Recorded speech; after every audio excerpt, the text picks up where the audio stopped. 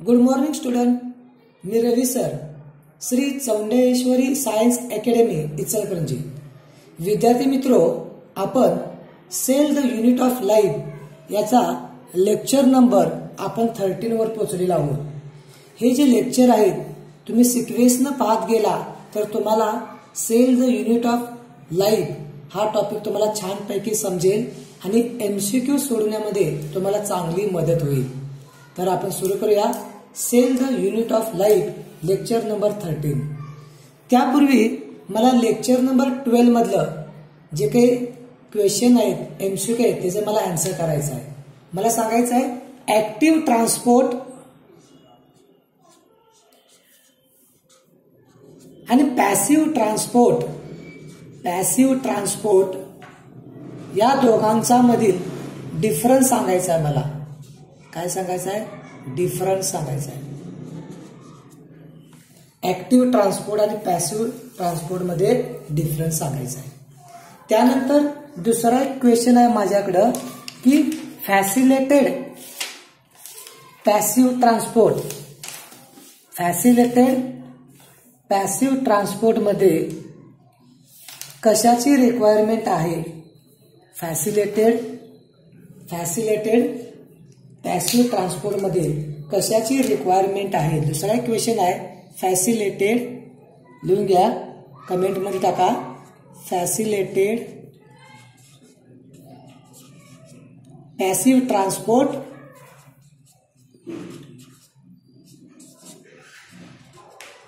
कशाची रिक्वायरमेंट आहे? यामध्ये एक विशेष प्रकारची रिक्वायरमेंट आहे, ते तुम्हाला आन्सर करायचं आहे. ओके. तर आपल्याला एक सेल माहिती आहे. सेल कसे असते बघा, की सेल जी असे असते गोल असं स्ट्रक्चर काढतोय, ह्याचं बाहेरचं आहे ह्याला सेल मेम्ब्रेन. आत तुम्हाला काय दिसतंय? सेंट्रल मध्ये न्यूक्लियस. हा काय दिसला? न्यूक्लियस. बरोबर आहे. सेल मेम्ब्रेन जे आहे, cell membrane has a receptor for hormone which are located on the outer side of the membrane. हिने काय म्हटलं बघा की सेल मेम्ब्रेनवर विशेष प्रकारचे रिसेप्टर असतात आणि जे हार्मोन रिसीव्ह करण्यास मदत करतात. या सेलवर असे काही रिसेप्टर पाहायला मिळतात. समजा हा घेतला, असे काहीतरी तुम्हाला रिसेप्टर पाहायला मिळतात. आता हे जे रिसेप्टर आहेत ते कशासाठी आहेत? हार्मोन रिसीव्ह करण्यासाठी. इंडोक्राइन ग्लॅन्ड जी आहे हार्मोनचं सिक्रेशन करत्या. तुम्हाला माहित असेल की हार्मोन सिक्रेशन कोण करते? इंडोक्राइन ग्लॅन्ड. आणि हे रिसीव्ह करण्यासाठी सेलवर या ठिकाणी विशेष प्रकारचे रिसेप्टर असतात. आता म्हणणार सर हे काय सांगितलं ते आम्हाला काही कळलं नाही. एक रुटीन बघा, एक्झाम्पल सांगतो. रुटीन की आपल्या घराच्या बाहेर आपण एक पोस्ट पेटी ठेवतोय. म्हणजे पोस्टमॅन आला, घर बंद असेल तर त्या पेटीमध्ये काय करतोय? आपले टपाल पोस्ट कार्ड ठेवून जातोय. आपलं घर बंद असेल तर घराच्या बाहेर काय करतोय? टपाल पेटी ठेवतोय आणि त्यामध्ये पोस्टमॅन काय करतोय की त्याने काही जे काही पोस्ट कार्ड आणलं असेल, काही चिठ्ठी आणली असेल तर त्यामध्ये ते टाकले जात्या. आणि नंतर आपण ती पेटी खोलतोय आणि बघतोय तर आम्हाला काय आलंय? एक लेटर आलंय. ते आपण वडिलांनी घेऊन जातोय. वडील म्हणतात अरे हे लेटर बरोबर आहे, या लेटरची मी वाट पाहत होतो आणि मला की आता अर्जंट मला दिल्लीला जावं लागणार आहे मीटिंगसाठी. याचा अर्थ काय आलं? पोस्टमॅनने जी काही चिठ्ठी दिली त्यात काही मेसेज होता, तो आपल्या घरातील लोकांना पाहिजे होता. सेम तसंच की सेल मेम्ब्रेनवर रिसेप्टर आहेत. हे रिसेप्टर आहेत, ही माहिती कोणाला देणार आहेत? DNA ला देणार आहेत. ही माहिती काय करणार? DNA ला द्यायचं काम करतात. की आपल्याला इंडोक्राइन सिस्टीम नावाचा एक लेसन आहे, त्यामध्ये याचं डिटेल आपल्याला पाहायला मिळेल. ठीक आहे. हे जे रिसेप्टर आहेत कशापासून बनलेले आहेत? ग्लायकोप्रोटीन. आता मला एक आन्सर करायचा आहे. ह्यामध्ये ग्लायको म्हणजे काय म्हणतो आपण? शुगरला काय म्हणतो आपण? ग्लायको. मला सांगायचं ही जी शुगर आहे ती कोणत्या प्रकारची आहे? मोनोसॅकराइड, डायसॅकराइड, ऑलिगोसॅकराइड. आन्सर मला कमेंटमध्ये करायचं आहे. मोनोसॅकराइड, डायसॅकराइड, ऑलिगोसॅकराइड यापैकी एखादं ऑप्शन असणार. त्यानंतर cell membrane also have special type of chemoreceptor. Cell मेम्ब्रेनवर विशेष प्रकारचे केमो रिसेप्टर आहेत. केमिकलला पण सेन्स केले जाते. बाहेरून जे केमिकल येते याला सुद्धा काय केले जाते? रिसीव्ह केले जाते. आता प्रोकॅरियोटिक मध्ये मी काय म्हणतोय की जी बॅक्टेरिया जी आहे ही प्रोकॅरियोटिक आहे. आता मला 2 क्वेश्चन सांगा. हे जे प्रोकॅरियोटिक मध्ये which type of ribosome present, या रायबोझोमचा नंबर सांगा. त्यानंतर प्रोकॅरियोटिक मध्ये काय आहे? Which type of ribosome present. Option आहे 70S, 80S. त्यानंतर मला सांगायचं आहे प्रोकॅरियोटिक मध्ये 9+2 अरेंजमेंट असते किंवा नाही. फ्लॅजेलामध्ये 9+2 अरेंजमेंट आहे का नाही ते मला सांगायचं आहे. लक्षात? बरं ठीक आहे. तर आपण पुढे जाऊया. प्रोकॅरियोटिक मध्ये रिस्पिरेटरी सिस्टम ही मेम्ब्रेनवर असते. म्हणजे काय झालं बघा, तुम्हाला या दिलेल्या स्ट्रक्चरमध्ये मायटोकॉन्ड्रिया आहे का बघा? नाही म्हणणार. मग मायटोकॉन्ड्रियाचं काम काय आहे? Respiratory system. मग प्रोकॅरियोटिक मध्ये ही जी मेम्ब्रेन आहे, मग दिसते का तुम्हाला प्लाझ्मा मेम्ब्रेन, आत काय केलं? असे फोल्डिंग केल्या आणि एक स्ट्रक्चर बनले. याचं नाव आहे मिझोझोम. याचा अर्थ प्रोकॅरियोटिक मध्ये जी मिझोझोम आहे ती प्लाझ्मा मेम्ब्रेनचं फोल्डिंग आहे आणि यामध्ये रिस्पिरेटरी पिगमेंट आहे आणि सेल्युलर रिस्पिरेशन केले जाते आणि एटीपीचं फॉर्मेशन केले जाते. एटीपी बनवायचं काम केलं जाते. युकॅरियोटिक मध्ये बघा मायटोकॉन्ड्रिया आहे. मायटोकॉन्ड्रियामध्ये इलेक्ट्रॉन ट्रान्सपोर्ट सिस्टम होत्या आणि इलेक्ट्रॉन ट्रान्सपोर्ट सिस्टम मध्ये एटीपी बनलं जात्या. पण प्रोकॅरियोटिक मध्ये मायटोकॉन्ड्रिया नाही, फक्त रायबोझोम 70S रायबोझोम आहे. बरोबर आहे. आणि त्यामुळं रिस्पिरेशनचं जे काम आहे, एटीपी बनवायचं काम आहे, हे मिझोझोमचं आहे. मिझोझोम. लक्षात? तुम्हाला एक दुसरा क्वेश्चन विचारतो. तर फ्रेग्मोप्लास्ट माहिती आहे का बघा? फ्रेग्मोप्लास्ट किंवा क्रोमॅटोपोर म्हणजे काय ते पण मला सांगता येईल बघा. आता इथे क्वेश्चन काय बदला बघा. Mesosome is analogous to mitochondria. Mesosome analogous. आता म्हणणार तुम्ही एनालॉगस म्हणजे काय? एक समान.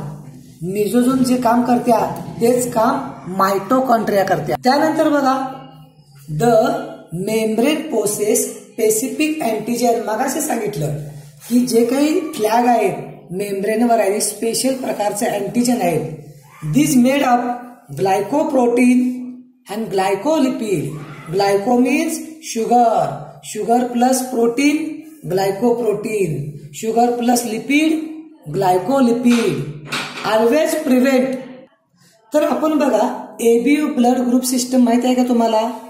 तुम्ही म्हणता माझा ब्लड ग्रुप ए आहे, कोण म्हणतोय माझा ब्लड ग्रुप बी आहे, कोण म्हणतोय ब्लड ग्रुप ए बी आहे, कोण म्हणतोय ओ आहे.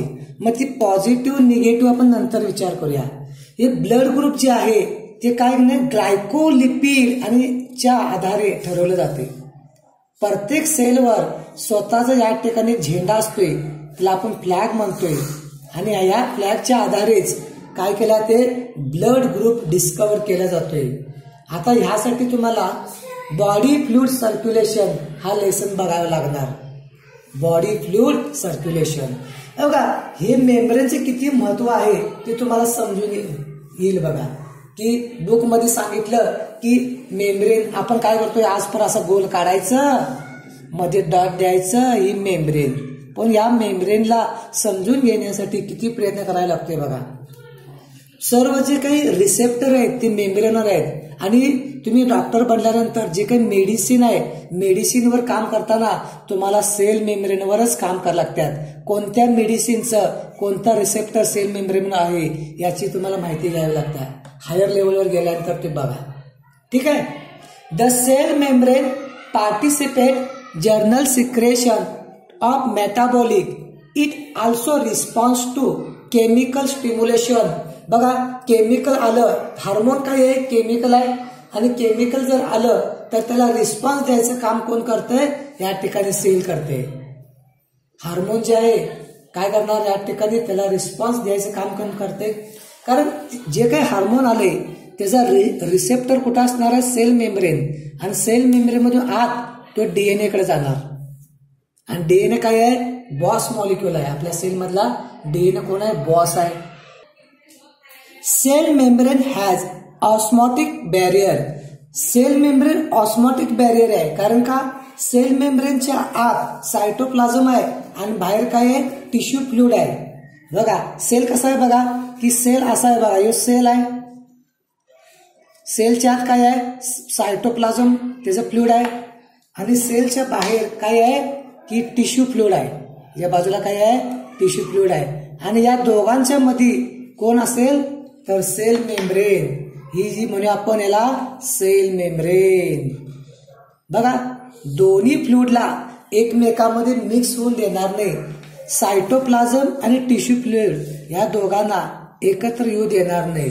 एक बॅरियर समान काम करते, परंतु ऑस्मोटिक बॅरियर आहे. Cell membrane may be have semi permeable. MCQ आला बघा तुमचा, एमसीक्यू. सेल मेम्ब्रेन कशी आहे, semi permeable, not true semi permeable. तुम्ही म्हणा sir not true semi permeable म्हणजे काय, ट्रू सेमी परमेबल म्हणजे काय होणार की मेम्ब्रेन मधून फक्त वॉटर मॉलिक्यूल जाणार. बघा ज्या मेम्ब्रेन मधून फक्त वॉटर मॉलिक्यूल जाणार, मग परंतु सेल मेम्ब्रेन मध्ये वॉटर बरोबर काही सोल्यूट पण मूव्ह करतात. याचा अर्थ सेल मेम्ब्रेन सेमी परमेबल आहे, ट्रू परमेबल नाही. लक्षात ठेवा. Osmosis is a special type of diffusion in which water molecule are the only molecule that can diffuse through semi-permeable membrane against concentration gradient. Molecule माहिती आहे की high concentration to low concentration move करतात. Water molecule पण असंच आहे की तो high concentration पासून लो कॉन्सन्ट्रेशन मॉलिक्यूलला क्रॉस करतोय, मेम्ब्रेनला क्रॉस करतोय, मेम्ब्रेन पार करून काय करतोय, बघा काय करतोय, water molecule high concentration to low concentration, पण मध्ये काय आहे, मेम्ब्रेन आहे, या मेम्ब्रेनला क्रॉस करायला लागतोय. त्याला काय झालं, त्या मेम्ब्रेनला क्रॉस करावे लागणार आहे. आता आपल्या समोर एक सोल्युशन दिसाले बघा. पहिले जे आहे यामध्ये आयसोटॉनिक आहे, म्हणजे काय होणार, इथं जी सेल जी आहे ती नॉर्मल सेल आहे. नॉर्मल इथे जी सेल आहे ते नॉर्मल सेल दिसाल्या.